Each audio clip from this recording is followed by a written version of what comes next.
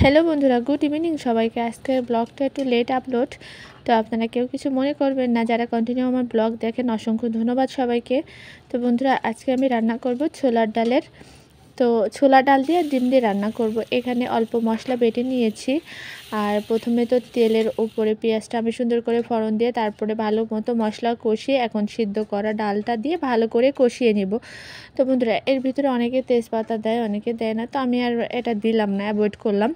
তো বন্ধুরা, এইটা হচ্ছে রান্নাটা অসম্ভব মজা হয়েছিল, খেয়েও রিভিউ দিব, সাথেই থাকবেন।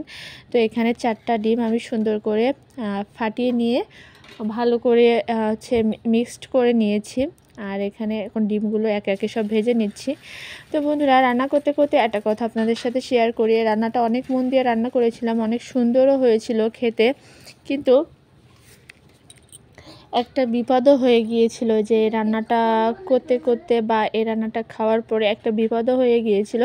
সব কিছু শেয়ার করব। তো বন্ধুরা, রান্নাটা দেখেই বুঝতে পারছেন যে আসলে কেমন হবে। এর ভিতরে কিন্তু আমি রেডি খাওয়ার জন্য, চলুন। বলছিলাম না বন্ধুরা যে আসলে জিনিসটা কেমন হয়েছে, খেয়ে দিয়ে আপনাদের একটা রিভিউ দিব। তো আমার ছোলার ডালের ডিম দিয়ে রান্না করা শেষ।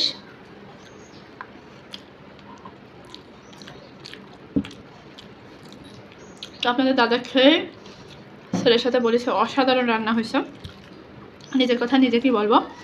তো আমি যেভাবে রান্না করলাম ট্রাই করে দেখবেন, ভালো লাগবে।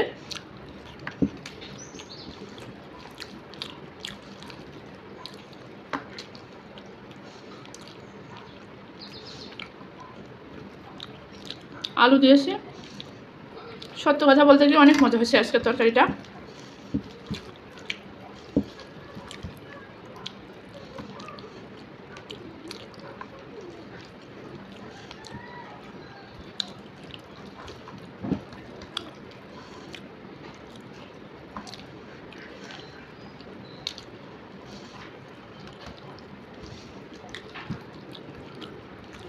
ছোলার ডাল দিয়ে ডিম দিয়ে রান্না করলে জমে যায়, আবার ছাগলের চর্বি দিয়ে রান্না করলে অনেক মজা লাগে।